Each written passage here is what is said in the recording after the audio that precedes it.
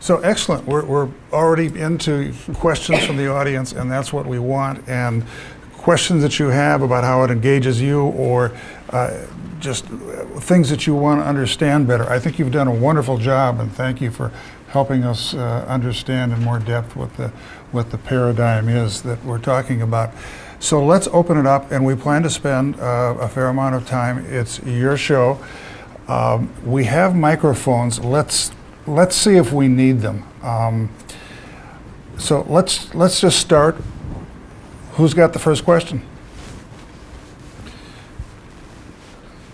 Perhaps we can talk a little about B2B and how these notions apply to B2B, because we heard about Salesforce and extending beyond an enterprise into some social. Are there any other? Can everybody hear that? Are there Okay. any other examples? B2B platforms?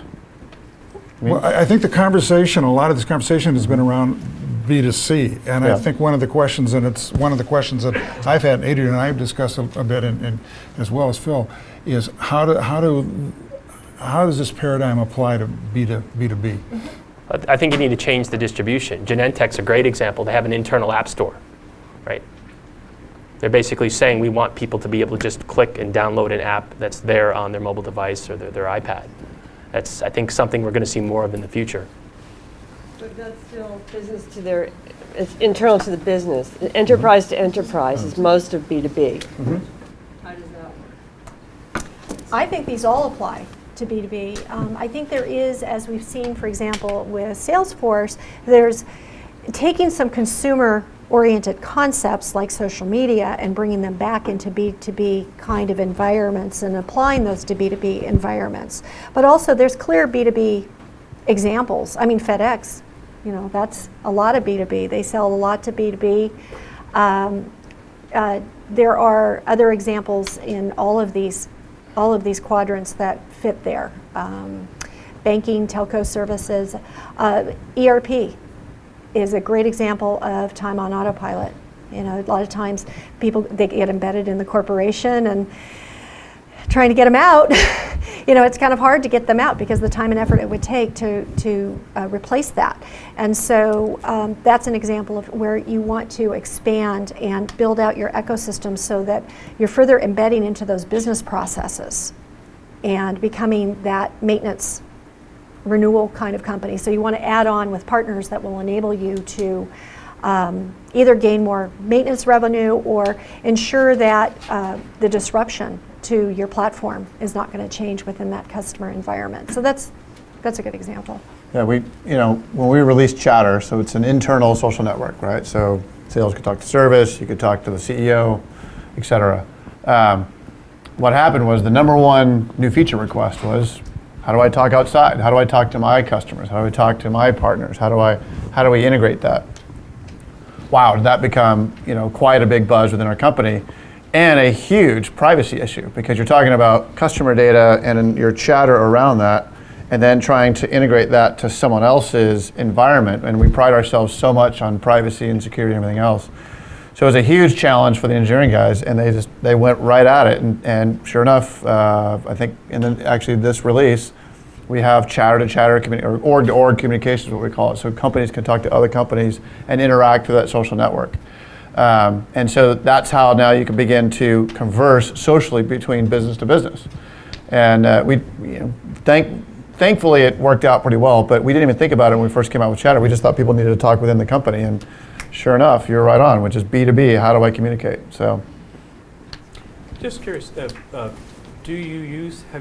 were you one of those that raised your hand when Chatter was asked? Do you use Chatter? We use Chatter.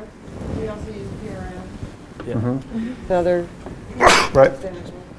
Partner relationship management. Andy will help a lot there too. I bring this up in the context of B2B, and if you just step back a bit, what I see happening with respect to these platforms, which yes, they are consumer driven or they are individually driven, is that there is a birth of new business processes underway. So, for example, if you look at how new service innovation is done, you can no longer say that I need to have a gateway-based process to incubate, to get into a beta mode, and then get into a limited trial launch mode.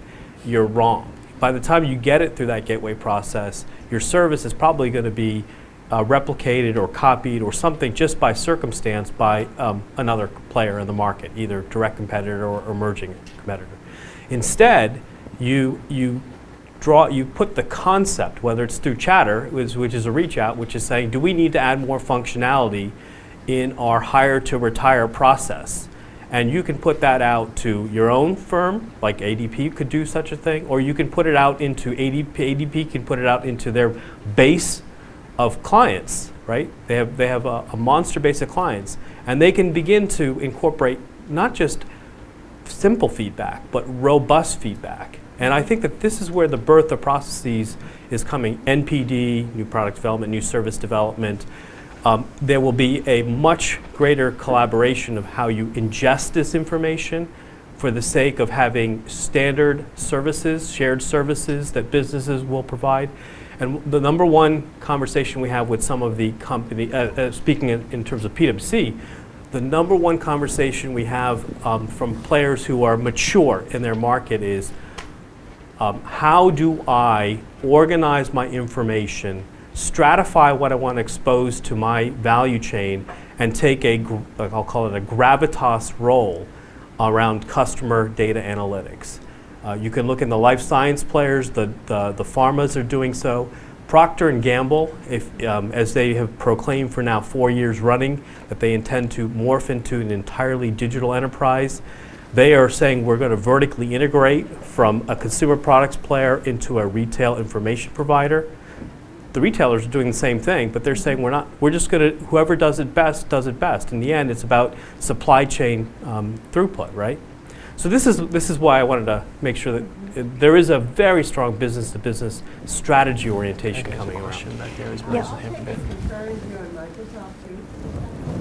that I actually think Microsoft's original customer was the developer, and they did a fabulous job creating a network and a social space for developers with MSDN, with .NET, and In the yeah, customer we're talking development about world, next generation absolutely, platforms, yeah. but they I'd did agree a with good that. job with theirs. They had a really good target towards developers. Yeah.